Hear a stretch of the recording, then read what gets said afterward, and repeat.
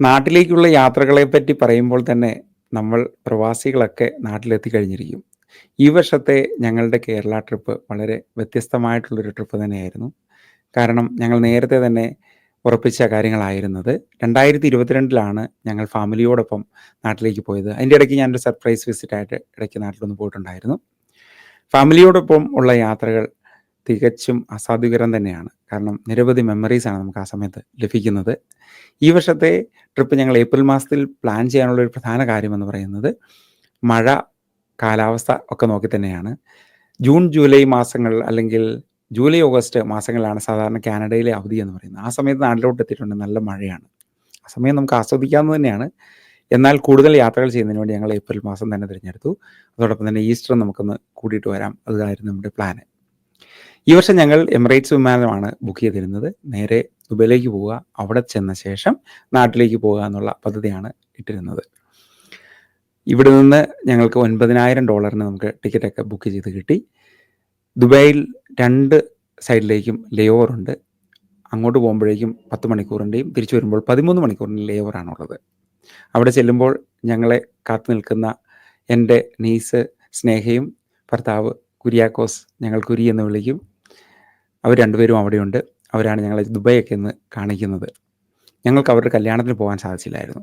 അത് കാരണം അവരെ ദുബായിൽ പോയി കാണണമെന്ന് ഞങ്ങൾ നേരത്തെ തന്നെ ഉറപ്പിച്ചിട്ടുണ്ടായിരുന്നു. അങ്ങനെ ഏപ്രിൽ 2 ഞങ്ങളെല്ലാവരും അങ്ങോട്ട് പോയി.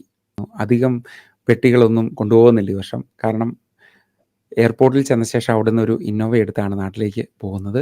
ആയതിനാൽ ഒരു 5 പെട്ടികൾ മാക്സിമം കൊണ്ടുപോകാൻ പറ്റുള്ളൂ. കാരണം കുറച്ച് ചോക്ലേറ്റൊക്കെ ഉള്ളൂ വാങ്ങിയുള്ളൂ. അധികം ഗിഫ്റ്റ് കാര്യങ്ങളൊന്നും വാങ്ങിയിട്ടില്ലായിരുന്നു. നാട്ടിലെല്ലാ സാധനങ്ങളും ലഭിക്കും. പിന്നെ നമ്മൾ എന്തിനാണ് അധികം സാധനങ്ങൾ ഇവിടെ നിന്ന് വാങ്ങിക്കൊണ്ട് പോകുന്നത്.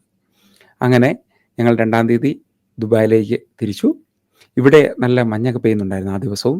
ഞങ്ങൾ മഞ്ഞൊക്കെ കഴിഞ്ഞാണ് ഫ്ലൈറ്റ് പോയി. 1 മണിക്കൂർ ഡിലേ വന്നു. അങ്ങനെ 13 മണിക്കൂർ യാത്ര ചെയ്ത് ഞങ്ങൾ ദുബായിലെത്തി. ദുബായിലെ എമിറേറ്റ്സിൻ്റെ തന്നെ ഹോട്ടലുണ്ട്. അവിടേക്ക് ഷട്ടിൽ സർവീസിലാണ് പോയത്. അപ്പോൾ അവിടെ ചെന്ന് കഴിയുമ്പോഴേക്കും, പ്രത്യേകിച്ചും ദുബായ് ആദ്യമായിട്ടാണ് ഞാനിങ്ങനെ കാണുന്നത്. നല്ല വ്യൂവും കാര്യങ്ങളും ഒക്കെ നമ്മൾ സഞ്ചാരത്തിൽ കാണുന്ന ദുബായ് അവിടെ നേരിട്ട് കണ്ടു. അങ്ങനെ ഹോട്ടലിലെത്തി. സ്നേഹയും കുരിയും അവിടെ ഉണ്ടായിരുന്നു. അവിടെ ഞങ്ങൾ കുറച്ച് നേരം ഇരുന്ന് ഫ്രഷൊക്കെ ആയി ദുബായ് കറങ്ങാൻ വേണ്ടി പുറത്തേക്ക് പോയി. പുറത്ത് ഉള്ള അറേബ്യൻ റെസ്റ്റോറൻറ്റിലേക്കാണ് ഞങ്ങൾ ആദ്യം പോയത്. അവിടെ പോയി നിലത്തിരുന്ന് ഭക്ഷണം കഴിക്കുന്ന ഒരു റൂമൊക്കെ കിട്ടി. അവിടെ പോയി ചിക്കൻ മന്തിയും പിന്നെ ബിരിയാണിയും പിന്നെ അവിടുത്തെ പ്രത്യേക വിഭവങ്ങളായിട്ടുള്ള കുണാഫയും ഒക്കെ ഞങ്ങൾ കഴിച്ചു.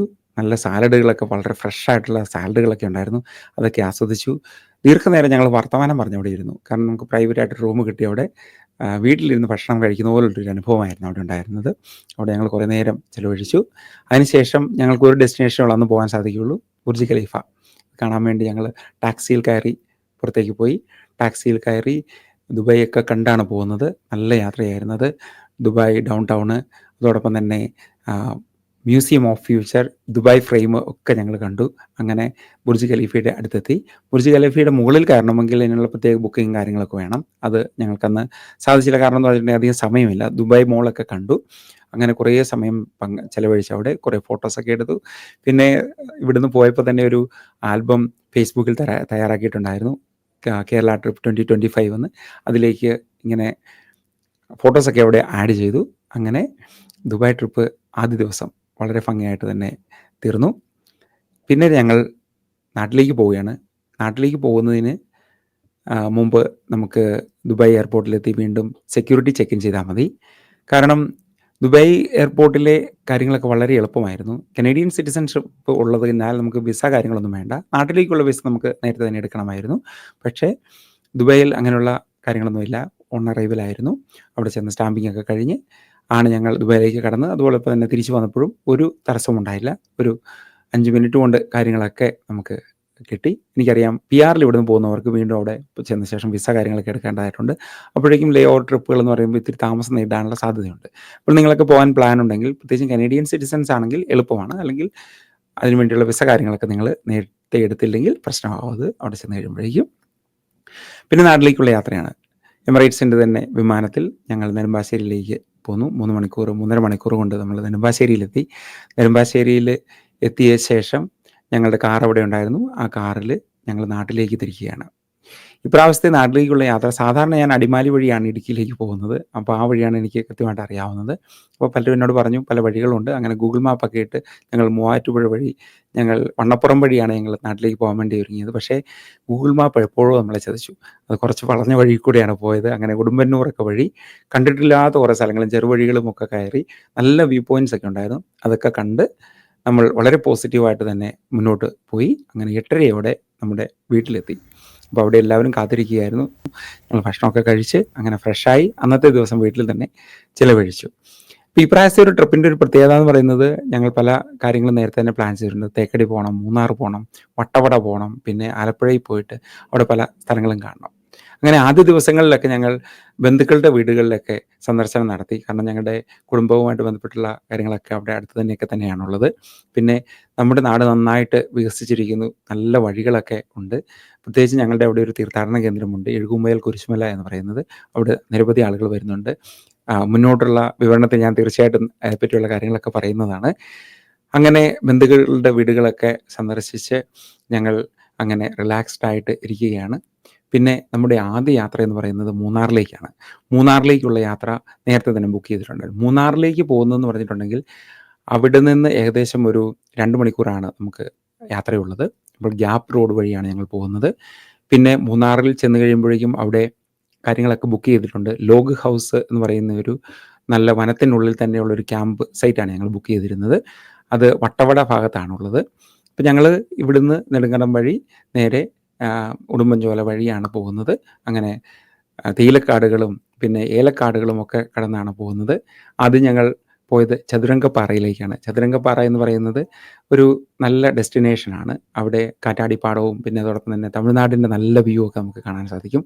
അവിടെ ചെന്ന് അതൊക്കെ കണ്ട് ഞങ്ങൾ നേരെ മൂന്നാറിലേക്ക് പോയി. മൂന്നാറിൽ പോയാണ് ഭക്ഷണം കഴിച്ചത്. മൂന്നാറിൽ ഭക്ഷണം കഴിക്കാൻ ഇത്തിരി ബുദ്ധിമുട്ടാണ്. കാരണം നമ്മുടെ ചോറും കറികളൊന്നും അധികം കിട്ടത്തില്ല അവിടെ.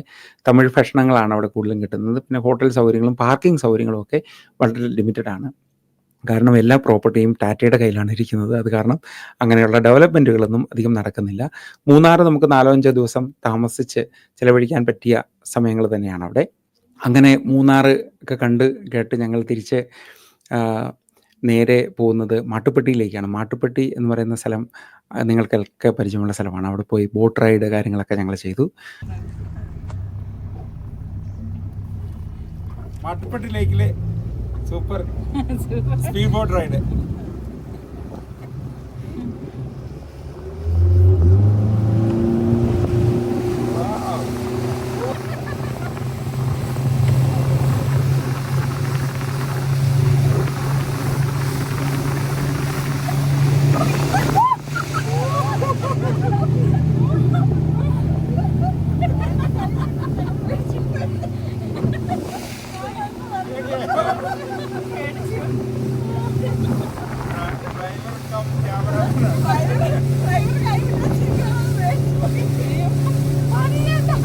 അത് നല്ല ഒരു അനുഭവം തന്നെയായിരുന്നു. പിന്നെ അവിടെ നിന്ന് ഞങ്ങൾ നേരെ പോയത് ടോപ്പ് സ്റ്റേഷൻ എന്ന് പറയുന്ന സ്ഥലത്തേക്ക് പോയി. ടോപ്പ് സ്റ്റേഷനിൽ പോയി അവിടുത്തെ വ്യൂവും കാര്യങ്ങളൊക്കെ കണ്ടു. അവിടെ നല്ല മാർക്കറ്റൊക്കെ ഉണ്ട്. അവിടെ കുറച്ച് സാധനങ്ങളൊക്കെ വാങ്ങാനൊക്കെ പറ്റും.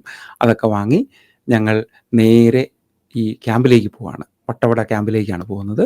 അവിടെ എത്തിയപ്പോഴേക്ക് ഏകദേശം 7 മണിയൊക്കെ ആയി സമയമായി. വന്യമൃഗങ്ങളൊക്കെ ഇറങ്ങുന്ന സമയമാണത്.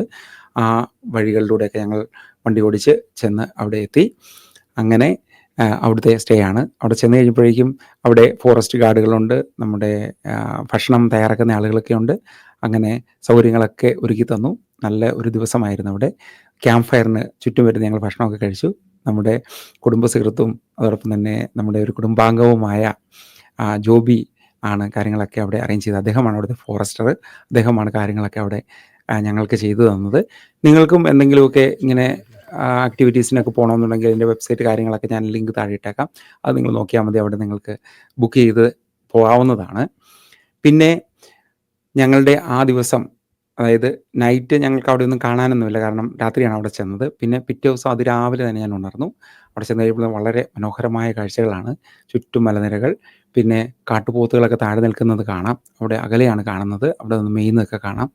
അങ്ങനെ അതൊക്കെ കണ്ട് കുറേ ഫോട്ടോസൊക്കെ എടുത്ത് ഞങ്ങൾ അവിടെ നന്നായിട്ട് ആസ്വദിച്ചു. അളിയനും ചേച്ചിയും ഉണ്ട് ഞങ്ങളുടെ കൂട്ടത്തിൽ. അപ്പോൾ ഞങ്ങൾ ഒത്തിരി നേരം വർത്തമാനം പറഞ്ഞിരിക്കാനും പിന്നെ നമുക്കൊരു നല്ല കൂട്ടുമായിരുന്നു അവരെ ഉണ്ടായിരുന്നത്. പിന്നെ ഞങ്ങൾ രാവിലെ താഴോട്ട് ഒരു വേറൊരു ഹൗസുണ്ട്. ആ ഹൗസിലേക്ക് ഞങ്ങൾ ഭക്ഷണം കഴിക്കാൻ വേണ്ടി പോയി. മഡ് ഹൗസ് എന്നാണത് പറയുന്നത്. ആ മഡ് ഹൗസിലേക്ക് കുറച്ച് ദൂരമേ ഉള്ളൂ. ഞാൻ അളിയനൊപ്പം താഴോട്ട് ഇറങ്ങി കഴിയുമ്പോഴേക്കും അവിടെ എന്തോ ഒരു ചീറ്റുന്നൊരു ഒച്ച. കുറച്ചങ്ങ് താഴോട്ട് ചെന്ന് കഴിയുമ്പോൾ ഒരു വലിയ കാട്ടുപോത്ത് നിൽക്കുന്നു അവിടെ. അത് നമ്മുടെ ഈ വീടിന് മുറ്റത്താണ് കയറി നിൽക്കുന്നത്. ഞങ്ങൾ അടുത്തെന്ന് പറഞ്ഞിട്ടുണ്ടെങ്കിൽ ഏകദേശം ഒരു 40 മീറ്റർ അകലമേ ഉള്ളൂ. തൊട്ടടുത്ത് തന്നെയാണ് നിൽക്കുന്നത്. ഞങ്ങൾ തിരിച്ച് മേളിലേക്ക് സ്ഥലം വിട്ടു. പിന്നെ ഞങ്ങൾ ഫോറസ്റ്റേഴ്സിനോടൊക്കെ പറഞ്ഞു കാര്യങ്ങൾ. അപ്പോഴേക്കും അവർ അവിടെ ഉണ്ടായിരുന്നു. അവർ പറഞ്ഞു കുഴപ്പമില്ല, അങ്ങനെ ഉപദ്രവിക്കുന്നതൊന്നുമല്ല. ഇപ്പോൾ ആളുകളെയൊക്കെ കണ്ട് പരിചയമുള്ള പോത്തുകളൊക്കെയാണ്. ഒരു 1300 കിലോയ്ക്ക് മേളിൽ തൂക്കമുള്ളൊരു പോത്താണ് നിൽക്കുന്നത്. കാട്ടുപോത്തെന്ന് പറഞ്ഞാൽ വളരെ അപകടം പിടിച്ച സാധനമാണ്. അതോടൊപ്പം തന്നെ കടുവയുണ്ട് അവിടെ, കാട്ടാനകളുണ്ട്, അങ്ങനെ പല മൃഗങ്ങളുമുള്ള ഒരു സ്ഥലമാണിത്. ഞങ്ങൾ അതിൻ്റെ അടുത്ത് പോയി നിന്ന് ഫോട്ടോ ഒക്കെ എടുത്തു. പിന്നെ ഇവരൊക്കെ ഉണ്ടല്ലോ, അത് എൻ്റെ ധൈര്യത്തിലാണ് പോയത്. അപ്പോഴേക്കും കരടിയുള്ള വനമാണെന്നൊക്കെ അവർ പറഞ്ഞു. ചില സമയങ്ങളിലൊക്കെ ഈ ലോഗ് ഹൗസിലും പിന്നെ മഡ് ഹൗസിലിൻ്റെ വാതിലിലും ഒക്കെ വന്ന് കരടി മാന്തുന്നതൊക്കെ ഒച്ച കേൾക്കാം എന്നവർ പറഞ്ഞു. അപ്പോഴേക്കും വളരെ സേഫായിട്ടുള്ള കാര്യങ്ങളാണ്. പക്ഷേ എങ്കിലും കുറേ റിസ്ക്കുകളൊക്കെ ഉണ്ട് ഇങ്ങനെയുള്ള യാത്രകളിൽ. അതൊക്കെ ആസ്വദിച്ച് ഞങ്ങൾ അന്നത്തെ ദിവസം അവിടെ ചിലവഴിച്ചു. പിന്നെ ഉടനെ തന്നെ ഞങ്ങൾ അവിടുന്ന് അധികം താമസിയാതെ തന്നെ ഞങ്ങൾ വട്ടവടയിലേക്ക് പോയി. വട്ടവട എന്ന് പറയുന്നത് നല്ലൊരു സ്ഥലമാണ്. കാരണം ഇങ്ങനെ തട്ടുതട്ടായിട്ടുള്ള പ്ലാന്റേഷനും കാര്യങ്ങളൊക്കെ ഉള്ളൊരു സ്ഥലമാണത്. നിങ്ങളിൽ പലരും അതൊക്കെ കണ്ടിട്ടുള്ളതാണ്. ഞാൻ ആദ്യം കാണുന്ന കാരണമാണ് ഇങ്ങനെ നിങ്ങളോട് പറയുന്നത്. ഇതിൻ്റെ ബുക്കായിട്ട് ഇങ്ങനെ ഞാൻ ലേഖനമായിട്ട് കാര്യങ്ങളൊക്കെ എഴുതി വെച്ചിട്ടുണ്ട്. ഇത് ബുക്ക് പബ്ലിഷ് ആയി കഴിയുമ്പോഴേക്കും നിങ്ങൾക്കും അത് വായിക്കാവുന്നതാണ്. PDF വെർഷനും അല്ലാത്ത വെർഷൻസും ഒക്കെ ഉണ്ടാവും. ഇടയ്ക്ക് ഫേസ്ബുക്ക് പ്രൊഫൈലിൽ ഞാൻ ഇത്തരം കാര്യങ്ങളൊക്കെ പബ്ലിഷ് ചെയ്യാറുണ്ട്. വായനയിൽ താല്പര്യമുള്ളവരാണെങ്കിൽ നിങ്ങൾക്ക് വായിച്ച് തീർച്ചയായിട്ടും അഭിപ്രായങ്ങൾ പറയാവുന്നതാണ്. പിന്നെ നമ്മുടെ ഒരു ബുക്ക് പബ്ലിഷ് ചെയ്തിട്ടുണ്ട്. അതൊക്കെ അവൈലബിൾ ആണ്. നമ്മുടെ സ്റ്റോറിൽ ഇവിടെ താഴെ തന്നെ അവൈലബിൾ ആണ്. നിങ്ങൾക്ക് അത് വാങ്ങാവുന്നതാണ് തീർച്ചയായിട്ടും. ഞങ്ങൾ വട്ടവടയിലെത്തി, കാര്യങ്ങളൊക്കെ അവിടെ കണ്ടു. അങ്ങനെ കൃഷി രീതികളൊക്കെ അവിടെ ആസ്വദിച്ചു. പിന്നെ ചായയൊക്കെ അവിടെ നിന്ന് കുടിച്ചു. അങ്ങനെ നല്ലൊരു ട്രിപ്പ് തന്നെയായിരുന്നു അത്. പിന്നെ കുട്ടികളെ ഫാമുകളിലൊക്കെ കൊണ്ടുപോയി അവിടെ പോയി പച്ചക്കറികളൊക്കെ കാണിച്ചു. അവിടെ നിന്ന് പിക്ക് ചെയ്യാനുള്ള സൗകര്യങ്ങളുണ്ടായിരുന്നു. അതൊക്കെ ചെയ്തു. നമ്മുടെ കാനഡയിൽ ചെയ്യുന്ന പോലെ തന്നെ സ്ട്രോബെറി പിക്കിങ്, പിന്നെ കോളിഫ്ലവർ, ക്യാബേജ്, ഇങ്ങനെയുള്ള സാധനങ്ങളുടെയൊക്കെ കൃഷികൾ, ക്യാരറ്റ് പിക്കിങ്, അങ്ങനെയുള്ള പല കാര്യങ്ങളുണ്ടായിരുന്നു. അതൊക്കെ കണ്ട് ഞങ്ങൾ തിരിച്ച് നേരെ മൂന്നാറിലെത്തിയിട്ട് അവിടുന്ന് നേരെ അടുത്ത ഡെസ്റ്റിനേഷൻ എന്ന് പറയുന്നത് ഇരവികുളമാണ്. Eravikulam national park. അത് പോയി കണ്ടു. നല്ല സംവിധാനങ്ങളാണ്, സർക്കാർ സംവിധാനങ്ങളാണ് അവിടെ ചെയ്തിരിക്കുന്നത്. ബസ്സിലാണ് നമുക്ക് മുന്നോട്ട് പോകേണ്ടത്. അവിടെ ടിക്കറ്റും കാര്യങ്ങളൊക്കെ ഉണ്ട്. പിന്നെ വിർച്വൽ റിയാലിറ്റിയിലൂടെ നമ്മൾക്ക് മൂന്നാർ കാണാനുള്ള സംവിധാനങ്ങളൊക്കെ ഉണ്ടായിരുന്നു. അതൊക്കെ കണ്ട് ആസ്വദിച്ചു. കുട്ടികൾ വളരെ അധികം എൻജോയ് ചെയ്തു അവിടെ. പിന്നെ ഭക്ഷണമൊക്കെ കഴിച്ച് ഞങ്ങൾ നേരെ വീട്ടിലേക്കുള്ള യാത്ര ആരംഭിച്ചു. ഞങ്ങൾക്ക് വരയാടുകളെ കാണാൻ സാധിച്ചില്ല. പക്ഷേ കുറിഞ്ഞി ഗാർഡൻ കണ്ടു. കുറിഞ്ഞി ഗാർഡൻ എന്ന് പറയുന്നത് നമുക്ക് 12 വർഷത്തിലാണത് പൂക്കുന്നത്. അതൊക്കെ പോയി കണ്ടു. നമ്മൾ ചില സാധനങ്ങളെ കാണാൻ പോയി ആഗ്രഹിച്ച് പോയിട്ട് നമുക്ക് കാണാൻ സാധിക്കില്ല. എന്നാൽ അപൂർവമായിട്ട് വന്യമൃഗങ്ങളെ നമ്മൾ അല്ലാതെ കാണുകയും ചെയ്യും. ഞങ്ങൾ തേക്കടിയിലോട്ടും ഒരു ട്രിപ്പ് നടത്തിയിട്ടുണ്ടായിരുന്നു ഇതിൻ്റെ ഇടയ്ക്ക്. അത് ഫാമിലിയോടൊപ്പമാണ് ഞങ്ങൾ പോയത്. എല്ലാവരും കൂടെ ഒരുമിച്ചാണ് പോയിരുന്നത്. അവിടെ ബോട്ടിങ് പോയപ്പോഴേക്കും കാട്ടാനയും ഒക്കെ ഞങ്ങൾ കണ്ടിട്ടുണ്ടായിരുന്നു. മാന്, കാട്ടുപന്നി, ഇതൊക്കെ ഞങ്ങൾ കണ്ടു. പിന്നെ നല്ല ഭക്ഷണം കുമളിയിൽ നിന്ന് കിട്ടിയിട്ടുണ്ടായിരുന്നു. കാരണം ഞാനും കുറേ നാൾ തേക്കടി, കുമളി ഭാഗത്തൊക്കെ ടൂറിസ്റ്റ് ഗൈഡായിട്ട് ജോലി ചെയ്തിട്ടുള്ളതാണ്. നമ്മുടെ കൗമാരപ്രായത്തിലൊക്കെ ജോലി ചെയ്തിട്ടുള്ള സ്ഥലങ്ങൾ തന്നെയാണ് അതൊക്കെ. അപ്പോൾ അങ്ങനെ അവിടെ ഒക്കെ ആസ്വദിച്ച് നമ്മുടെ ഏകദേശം ഇടുക്കിയിലുള്ള ട്രിപ്പുകളൊക്കെ ഏതാണ്ട് പൂർത്തിയായി. പിന്നെ അടുത്ത ആഴ്ച എന്ന് പറയുന്നത് വലിയ ആഴ്ചയാണ്. വലിയ ആഴ്ച എന്ന് പറയുമ്പോഴും നമുക്കറിയാം പെസഹ, ദുഃഖവെള്ളി, ദുഃഖശനി, ഈസ്റ്റർ ആഴ്ചകൾ. ആ സമയത്ത് ഒരിടത്തോട്ടും പോകേണ്ടത് തന്നെ ഞങ്ങൾ തീരുമാനിച്ചു. കാരണം വീട്ടിൽ ഭക്ഷണം ഉണ്ടാക്കുക, പേരൻസിനോടൊപ്പം ചിലവിടുക. കാരണം നാട്ടിലൊക്കെ ഇന്ന് നമ്മൾ മാറി നിൽക്കുമ്പോഴേക്കും ഈ വിശേഷാവസരങ്ങൾ വരുമ്പോഴാണ് നമ്മൾ ഏറ്റവും കൂടുതൽ ഫാമിലി മിസ് ചെയ്യുന്നത്. പ്രത്യേകിച്ചും പെസഹ ദിവസത്തിലോ ഈസ്റ്റർ ദിനങ്ങളിലോ ക്രിസ്മസ് ദിനങ്ങളൊക്കെ പ്രവാസികൾക്ക് വളരെയധികം മിസ്സിങ് ഉണ്ടാക്കുന്ന ദിവസങ്ങളാണ്. അത് കാരണം അതൊന്നും നമുക്ക് മിസ് ചെയ്യാൻ പാടില്ല. അത് കാരണം ആ ദിവസങ്ങളൊക്കെ കൂടുതലും വീട്ടിൽ തന്നെ ചിലവഴിക്കാൻ വേണ്ടി ഞങ്ങൾ തീരുമാനിച്ചു. ഇതിൻ്റെ ഇടയ്ക്ക് ഞങ്ങളുടെ പേരൻസിൻ്റെ വെഡിങ് ആനിവേഴ്സറി ഉണ്ടായിരുന്നു. അന്ന് ഞങ്ങൾ പുറത്തൊക്കെ പോയി ഭക്ഷണമൊക്കെ കഴിച്ചു. എല്ലാവരും കൂടി അതൊക്കെ സെലിബ്രേറ്റ് ചെയ്തു. കാരണം ഈ വെക്കേഷനുകളിൽ അങ്ങനെ ഒത്തു കിട്ടുന്ന ദിവസങ്ങളാണ് ഇതൊക്കെ. അതൊക്കെ പേരൻസിനോടൊപ്പം സെലിബ്രേറ്റ് ചെയ്യേണ്ട ദിവസങ്ങൾ തന്നെയാണ്. അതൊക്കെ ചെയ്ത് ആ ആഴ്ച ഞങ്ങളവിടെ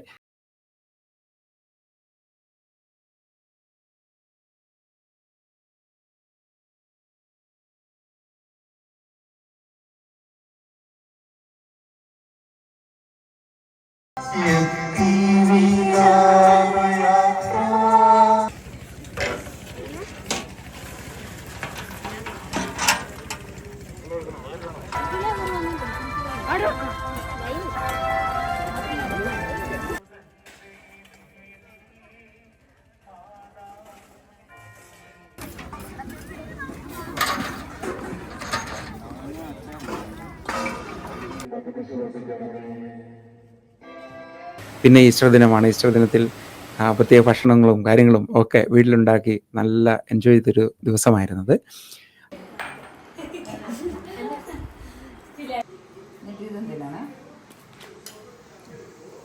അങ്ങനെ ഏകദേശം വെക്കേഷൻ തീരാറായിരിക്കുന്നു. ഇനി ഞങ്ങളുടെ യാത്ര കുട്ടനാട്ടിലേക്കാണ്. കൊച്ചു ത്രേസ്യയുടെ വീട് കുട്ടനാട്ടിലാണ്. അപ്പോൾ പുളിങ്കുന്നിലേക്കുള്ള യാത്ര ഞങ്ങൾ ആരംഭിച്ചു. ഞങ്ങൾ നേരത്തെ പ്ലാൻ ചെയ്തിരുന്നു പറഞ്ഞിട്ടുണ്ടെങ്കിൽ ഒരാഴ്ച മുമ്പേ പോയിട്ട് തിരിച്ചു വന്ന് ഇടുക്കിയിൽ നിന്ന് ടൊറൻറ്റോയിലേക്ക് പോകാമെന്നായിരുന്നു പ്ലാൻ ചെയ്തിരുന്നത്. അത് കുറച്ച് മാറ്റങ്ങളൊക്കെ വന്നു. പിന്നെ ഇടുക്കിയിൽ നിന്ന് ഞങ്ങൾ നേരെ കുട്ടനാട്ടിലേക്കാണ് പോകുന്നത്. അപ്പോൾ ഇടുക്കിയിലെ ഞങ്ങളുടെ കുടുംബാംഗങ്ങളോടൊക്കെ യാത്ര പറഞ്ഞ് ഞങ്ങൾ ആലപ്പുഴയിലേക്ക് പോയി. ആലപ്പുഴയിൽ ചെന്ന ശേഷമാണ് ഞങ്ങൾ ടൊറൻറ്റോയിലേക്ക് തിരിച്ചു പോകുന്നത്. അങ്ങനെ ഒരു നല്ല വെക്കേഷനായിരുന്നു ഇടുക്കിയിൽ. പിന്നെ നമ്മുടെ ആലപ്പുഴയിലേക്കുള്ള യാത്ര. ആലപ്പുഴയിലെത്തി ഞങ്ങളൊരു ഹൗസ് ബോട്ടൊക്കെ ചെയ്തിട്ടുണ്ടായിരുന്നു. പിന്നെ ബന്ധുവീടുകളിലൊക്കെ പോകാനുണ്ടായിരുന്നു. അവിടെയൊക്കെ പോയി. എല്ലായിടത്തും ഒന്നും പോയി കാണുന്നില്ല. അപ്പോൾ ആരെങ്കിലുമൊക്കെ ഈ വീഡിയോ കാണുന്നുണ്ടെങ്കിൽ ക്ഷമിക്കുക. എല്ലാവരെയും നമുക്ക് എല്ലാ സമയത്തും നമുക്ക് കാണാൻ സാധിക്കത്തില്ല. കാരണം ലിമിറ്റഡ് ആയിട്ടുള്ള ദിവസങ്ങളാണ്. അപ്പോൾ നമുക്കിനി അടുത്ത വെക്കേഷൻ വരുമ്പോൾ തീർച്ചയായിട്ടും കാണാം പലരെയും.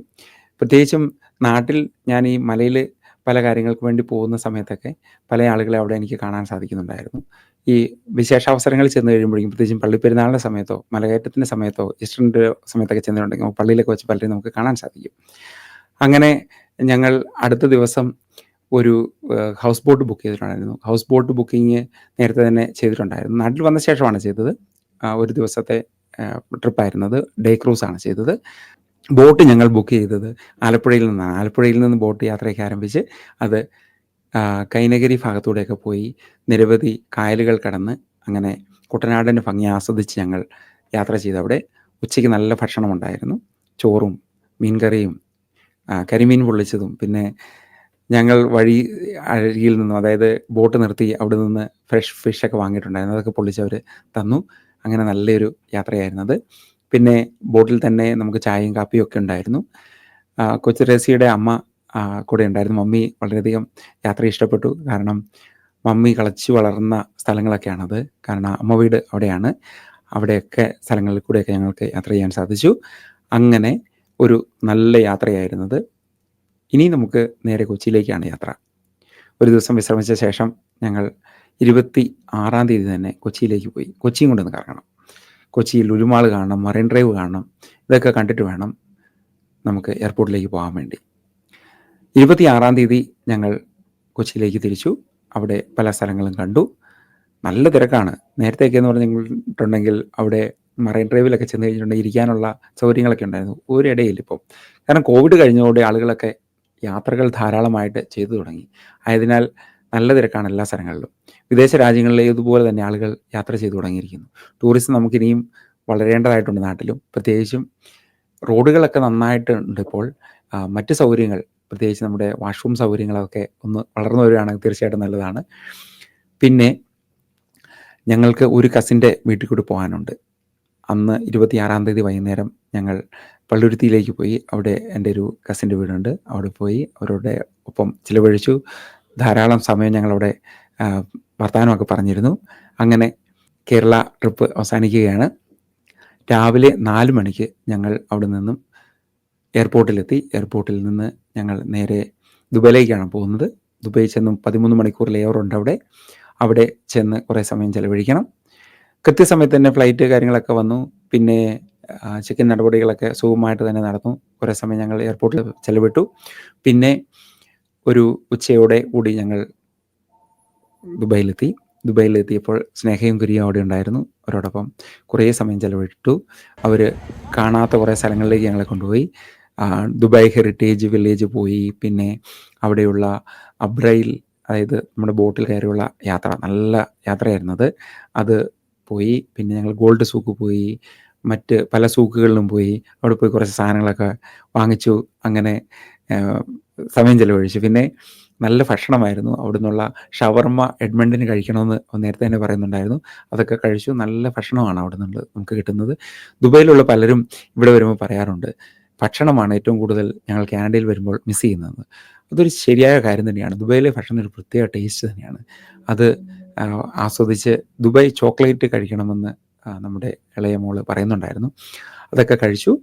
അങ്ങനെ നല്ലൊരു ദിവസമായിരുന്നത്. പിന്നെ ഹോട്ടൽ സംവിധാനങ്ങളെന്ന് പറയുന്നത് വളരെ നല്ലതായിരുന്നു. അന്ന് ഞങ്ങൾ ഭക്ഷണമൊക്കെ അവിടെ നിന്ന് കഴിച്ചു. നല്ല ഫുഡൊക്കെ ആയിരുന്നു നമുക്ക് അവിടെ നിന്ന് കിട്ടിയത്. അതൊക്കെ കഴിച്ച് ഞങ്ങൾ കുറച്ച് സമയം റെസ്റ്റ് ചെയ്ത ശേഷം നേരെ എയർപോർട്ടിലെത്തി. ദുബായ് എയർപോർട്ടിൽ നിന്ന് ഞങ്ങൾ പോകുന്നത് മോൺട്രിയലിലേക്കാണ്.